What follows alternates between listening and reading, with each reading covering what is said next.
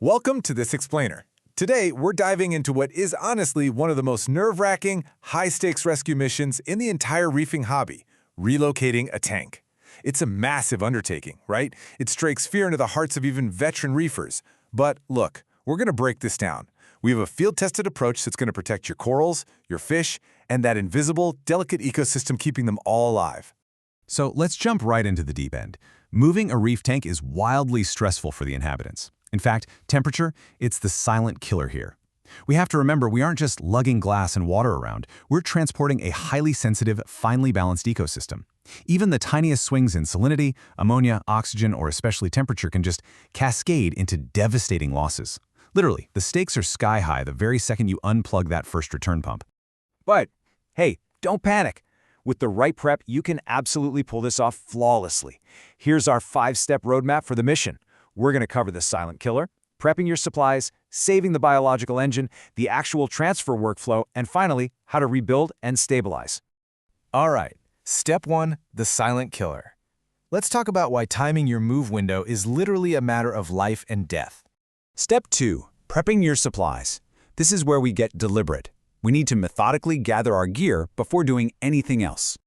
Now, here's a critical step so many people skip, the dry run. Notice the contrast here between the old location and the new setup. You absolutely have to do a physical walkthrough at both sites. Before you even touch a single valve, you need to map out your move window. And guys, realize right now, this is not a casual, take-your-time, all-day project. The goal is an aggressively fast physical transfer, ideally knocking it out in just a few hours. Why? Because the second your circulation stops, oxygen levels are going to plummet. So you need to confirm you actually have space for staging buckets. You need to make sure equipment access is easy, and most importantly, you need a clear, trip-free path to carry a very heavy, fragile glass box. Oh, and double-check power at the new spot. Your heaters and air pumps need to fire up the exact second you walk through the door. To pull this off, your mission-critical gear has to be staged and ready to go. You're going to need plenty of premixed salt water for temporary housing and top-offs. You need heaters and thermometers for water at both the old and new locations to prevent any temperature shock. You absolutely must have battery-backed air pumps. You have to keep oxygen high while things are sitting in buckets. And a huge note on those food-safe containers. They must never, ever have been contaminated with any household chemicals. If they have, you'll literally poison the entire system before you even pack the car. Okay, moving on to step 3, saving the biological engine. This is all about the most crucial asset in this whole operation, your invisible bacteria. Think of your live rock and the media down in your sump as the literal engine of your tank. Those surfaces hold all the beneficial bacteria that process waste. If that bacteria dies off, your tank crashes, period. It doesn't matter how perfectly you transported your prized tangs or your sensitive corals. Priority number 1 is keeping this biological life wet, highly oxygenated, and as close to its normal parameters as physically possible. And I cannot stress this next point enough. Seriously, never, ever rinse your live rock or biomedia with fresh tap water. And do not leave it sitting out exposed to the air for prolonged periods. If you take fresh tap water to clean the rock, you will instantly massacre your bacterial colonies. It's game over. You have to move your live rock fully submerged in actual tank water, and if at all possible, keep the water circulating in those holding containers. Step 4, the transfer workflow. All right, it's execution day. Timing and precision mean life or death for your reef right now. To maximize your efficiency, you need a very strict, chronological order of extraction. First up, carefully remove and relocate the livestock, fish first, then corals. And you generally want those in separate, dedicated tubs. Step 2, gently pull out your sensitive cleanup crew, so your snails, crabs, and shrimp. Step 3, extract that precious live rock and biological media, placing them straight into their heated, aerated tubs. And finally, step 4, deal with whatever sand and water is left over. Now, while you're actually in transit, you have strict rules to follow. Do not dilute your containers with unknown temperature water. Seriously, don't try to just refresh a transport tub by dumping in random water that hasn't been perfectly temperature matched. You have to maintain rock-solid stability.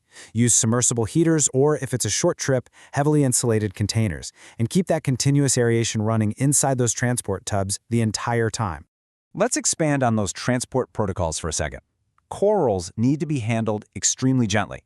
Secure them so they don't bounce around and bash into the sides of the bucket. Keep them completely out of direct airflow, like your car's AC, and limit their light exposure to keep stress levels down. And look, if you're moving across town, route planning is everything. Every single minute an item spends out of stable conditions has to be minimized. Plan your drive to dodge traffic and get from point A to point B as fast and as safely as you possibly can. Okay, take a deep breath. We made it to step 5, rebuild and stabilize. The frantic physical move? It's over, but the delicate recovery process is just kicking off. Here are the immediate actions you need to take the second that tank hits its final stand. First, refill the system using as much of your saved biological water as you possibly can. Only use fresh, pre-mixed salt water to top off to your correct volume. Then, don't wait around. Fire up your circulation and filtration immediately. Verify right then and there that your heaters and power heads are functioning perfectly so the water starts stabilizing instantly. Now be prepared. Even with absolutely flawless planning and a textbook move, some stress is inevitable. The biological filtration took a hit, and it's going to need time to bounce back. So, for the first few days, you need to watch your water chemistry like a hawk. We're talking ammonia, nitrite, nitrate, salinity, and temperature. If you see ammonia or nitrite even start to tick up, which means your bacteria are struggling to keep up with the bioload, you have to react fast with appropriate reef-safe interventions to detoxify that water. Your mantra for the next couple of weeks has to be light feed, observe, adjust. You have to be incredibly conservative with feeding right now. Overfeeding your fish during this critical recovery phase is super dangerous because it creates waste that'll just overload those recovering nitrifying bacteria you worked so hard to save. Keep the feeding light. Just watch how the system handles it. Check for leaks, make sure the skimmer is pulling gunk, and hold off on making any major changes to your lighting schedule or flow. Just let the system settle. By controlling the temperature, protecting your biological media, and keeping continuous oxygen flowing, you dramatically improve your chances of relocating a reef tank without losing the whole system. But as we wrap up this explainer, I want to leave you with something to really think about. Even if you aren't moving, if your power fails tomorrow, is your biological engine prepared to survive?